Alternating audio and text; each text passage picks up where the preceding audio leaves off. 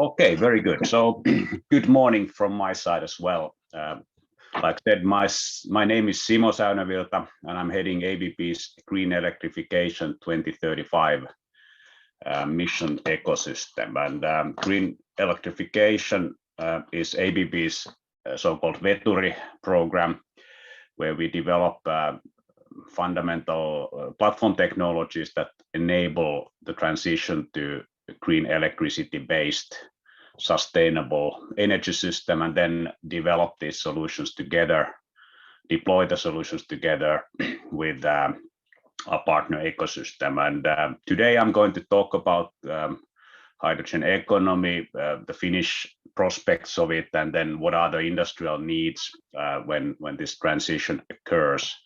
But I thought that I start by kind of trying to summarize it in a title of the speech, and if I put it in a very kind of a timely definition, one could say that green electrification together with hydrogen economy provides us the cornerstones that we can build a sustainable energy independence on. So today's geopolitical situation adds another layer on this and sense of urgency on these requirements.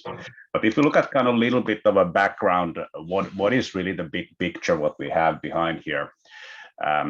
World at large has committed to United Nations Sustainable Development Goals. And then if we come to Europe and look at what we have defined as targets for the continent, summarized by the European Green Deal, and then as an intermediate target for Fit for 55 emission reductions by the Commission.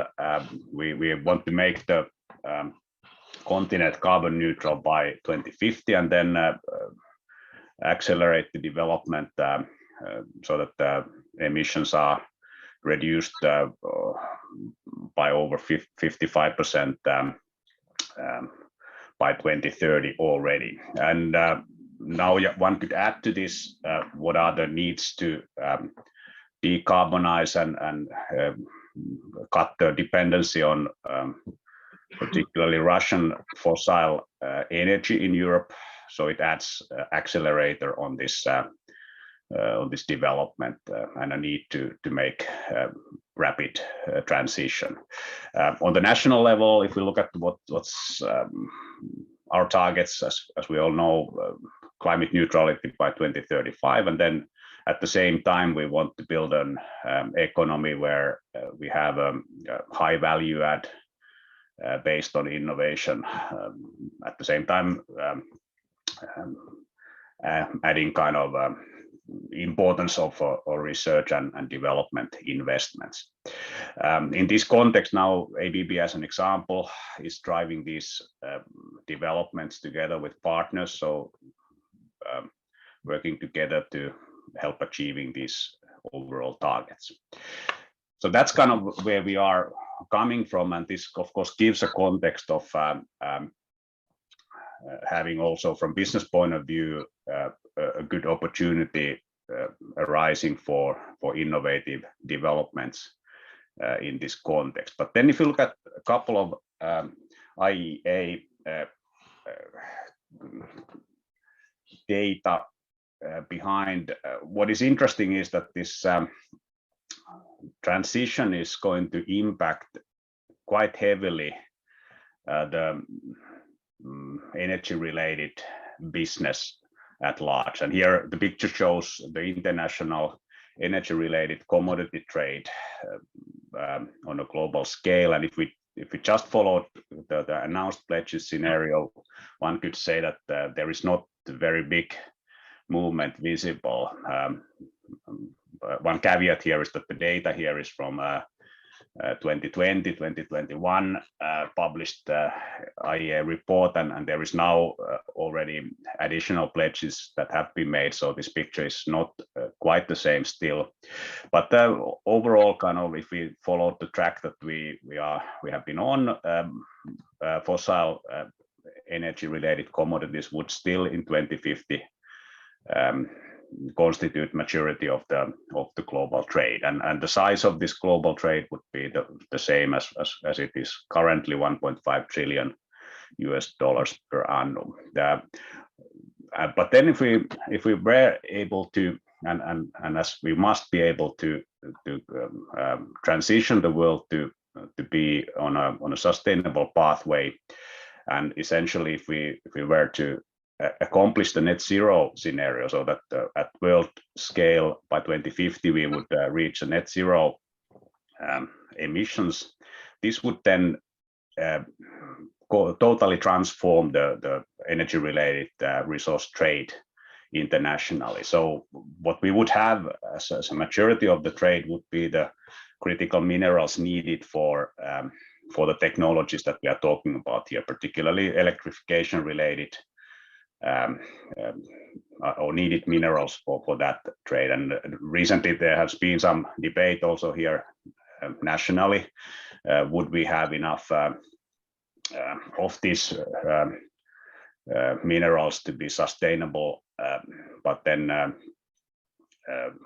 I think the opportunity there is that the recycling and the kind of improvements in technologies of extraction of these minerals would be able to solve the topic. But then if we look at kind of what is the role of hydrogen, and this particularly is now the clean hydrogen, it would essentially replace the fossil energy as an energy carrier.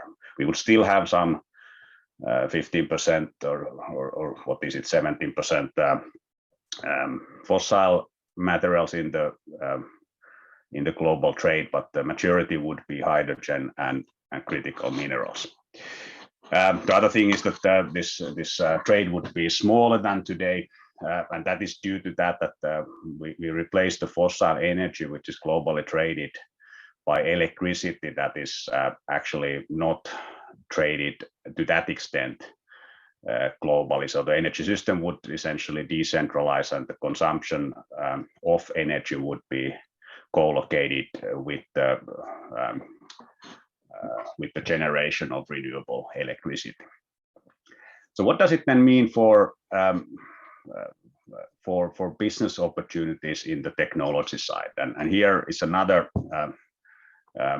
slide that shows the comparison between the current situation, where the oil related technology capex investments, they constitute $1.2 trillion, and we are talking about a couple of $100 billion clean tech related trade or business opportunity. But then when we are on a pathway to the net zero, this slide shows kind of the development decade by decade in how the oil related technology trade would be almost fully replaced by technologies that are needed for the net zero transition in those shown categories for clean tech. And one could say that electricity, renewable electricity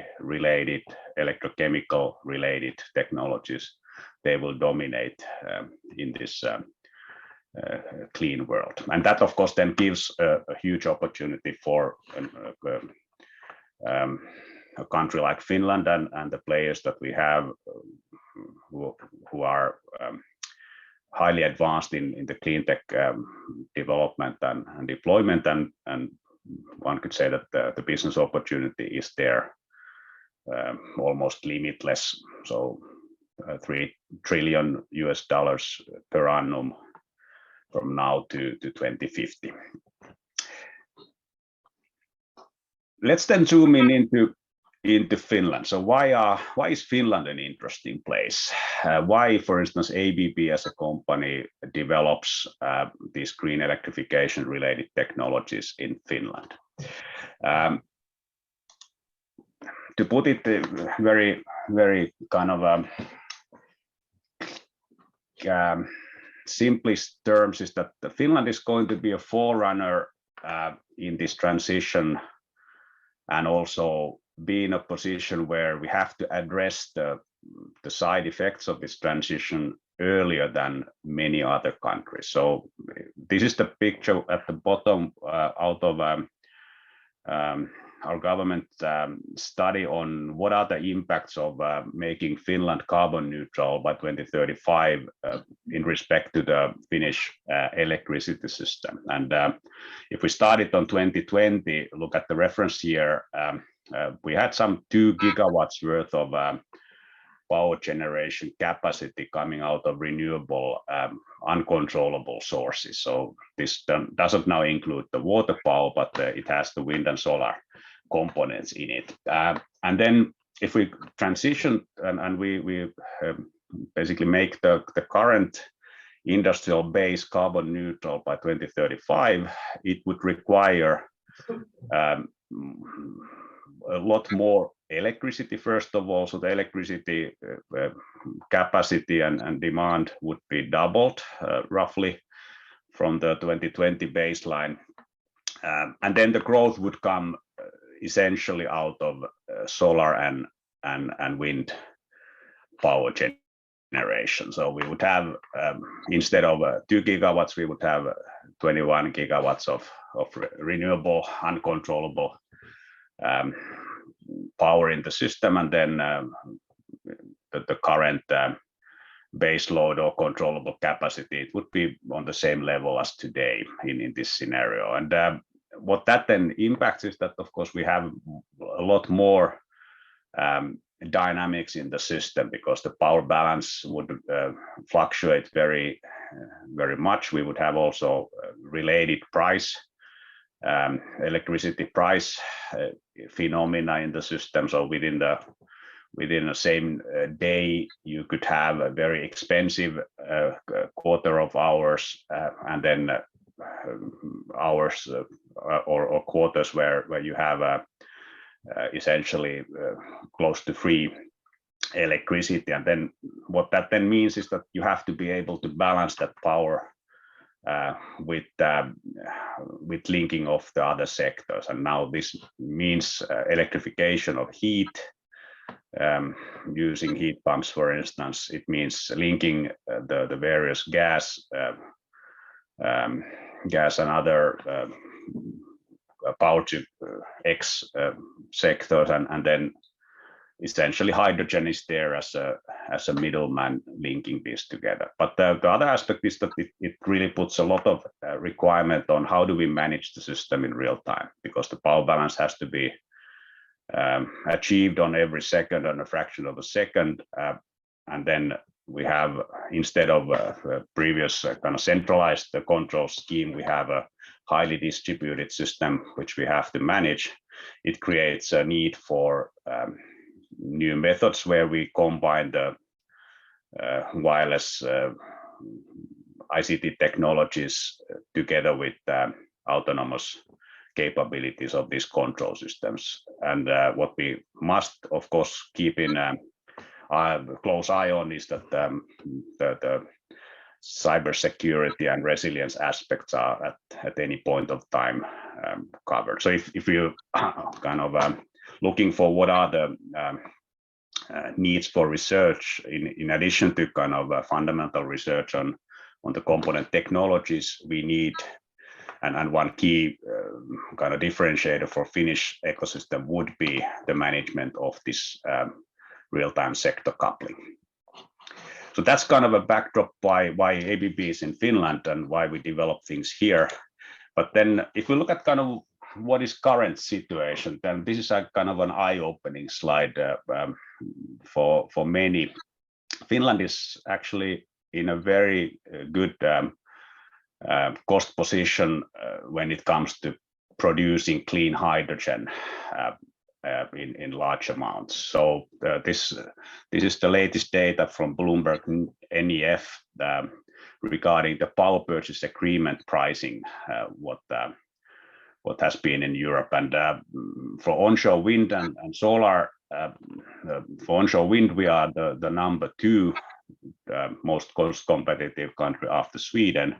And then what is astonishing is actually that for for solar, it's not much different. So we are, after Spain and Sweden, the third most cost competitive place for expanding renewable power generation. And then this, of course, builds a basis for hydrogen economy, because the key ingredient, the key cost factor when producing clean hydrogen is the price of electricity. So let's get back to that. What is then the opportunity? So if we look at the same slide that I had earlier, so what is the baseline requirement that we have for electricity generation when we decarbonize the Finnish industry? That's actually not the full potential that we have in the country. So currently we are in, like I said, one of the most cost competitive locations for expanding, particularly wind power. Solar is rising. And that's based on that our current energy infrastructure is actually in a good shape to support the rapid scale up. And then we have now joined forces with the public and private sector to drive this development. And later on, I will say a few words about the opportunity we have with Hydrogen Cluster Finland. But if on this same graph now, let's map the projects that currently are underway, already being permitted and being built. Fingrid has made an estimate that, or projection that by 2030 there would be more than 18 gigawatts worth of new renewable energy, or actually wind power generation in the system.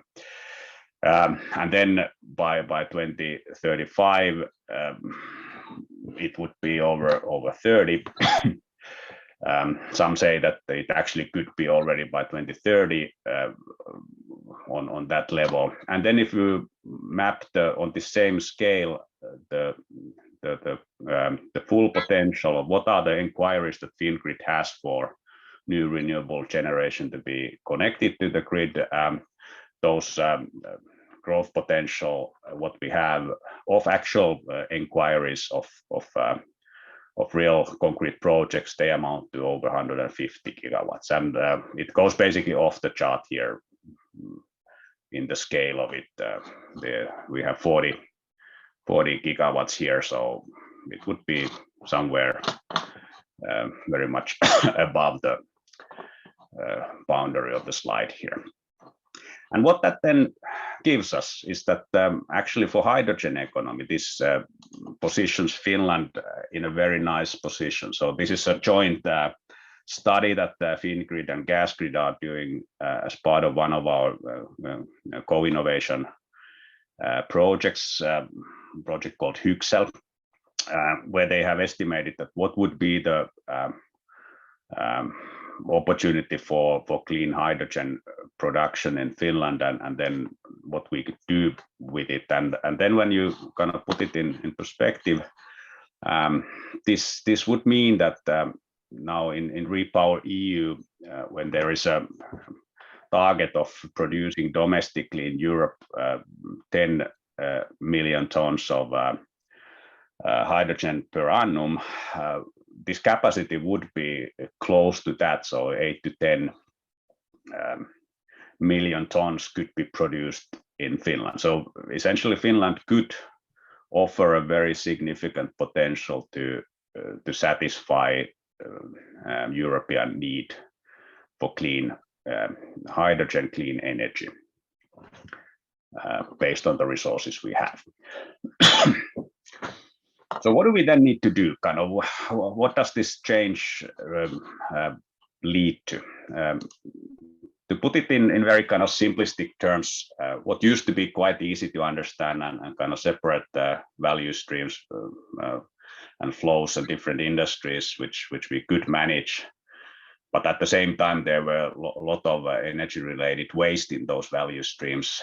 It will be now converted to be essentially based on renewable electricity, where hydrogen fills the gaps between the different sectors. And now what you have to do going forward is that you have to manage this complexity and these interrelationships together with those other parties. So it requires a totally new way of managing the assets.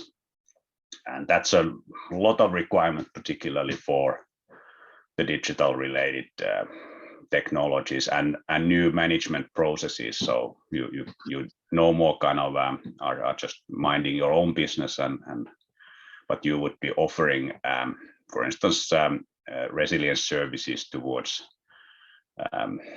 some other sectors and could benefit of it also in the sense of getting paid for it. So that's kind of a transition that we have at hand. And what we do at ABB to address this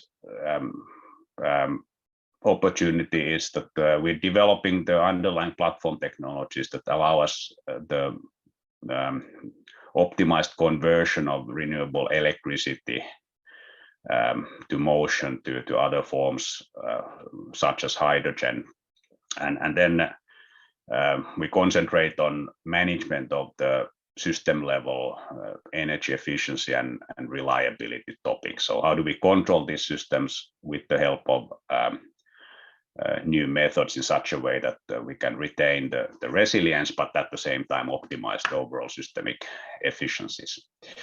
And there, of course, even a large company like ABB cannot do it alone. So we have to work together with partners in the ecosystem, starting from the research and innovation related collaboration with, for instance, universities, but then extending with working with ecosystem partners, companies that then address a particular need in this overall system. And then these solutions, for instance, if we talk about producing and using hydrogen, they always are coming from multiple parties together. So that has to be then optimized. And how do we then link hydrogen in this, and what is the research collaboration? You could say that you could put an equal sign between green electricity and green hydrogen. And then when we look at kind of activities we have ongoing, I have mapped here a few collaboration projects that we have underway with academia and with partners. So starting with these more generic projects, FinH2 is creating a novel expertise and knowledge related to the water electrolysis, and there we have a collaboration with VTT, LUT University, and Aalto, where the optimization of these electrolysis technologies is advanced together. And then the intent is that based on that basic research, we then can develop the competency in the country related to water electrolysis, also meaning potentially having companies address that particular field where currently there is no players active in Finland in the ecosystem. Then we have the project Hyxel, which is looking at the hydrogen value chains, and then two projects together with industrial partners. So we are participating in Neste's e-fuel project, where we bring the platform technologies that are allowing the optimized production of hydrogen and then further refining of it with Power-to-X technologies. And similarly, in the SSAB fossil-free steel, we are in a similar role where SSAB is looking to decarbonize the steel production that they have in Raahe. So those are some of those highlights of what we are doing. And then if we look at kind of to finish it up, we are also very active in the Finnish hydrogen cluster, which was formed early 2021 to be a kind of collaboration platform for private enterprises, companies to advance this joint course of decarbonization Finland, and then developing the technical export industry around it. And our target is that by 2030, the Hydrogen Cluster Finland companies would have a substantial handprint in delivering solutions for not just making Finland carbon neutral, but building carbon neutral society globally. And the work in this cluster has been structured in working groups, where I've been heading the working group 1, where we look at the Finnish hydrogen economy differentiators. So how should we set our strategy as a nation on this? But then perhaps noteworthy, we have a working group 2. So for this audience, important, we are looking at what are the education needs, what are the competency needs, and then what are the research needs going forward related to hydrogen value chains. And Mikael Wiedeskog from Wärtsilä has been working with establishing these requirements, and now we have worked with FITEC to launch the first education programs related to hydrogen economy, which I believe are starting rather soon here going forward. But with that, I would like to conclude my talk, and to summarize, Finland is in a very good position to be a forerunner when it comes to hydrogen economy. And then from a research and innovation point of view, that also sets a fruitful environment for us to develop novel capabilities, novel technologies and innovation that address this decarbonization requirement. So thank you.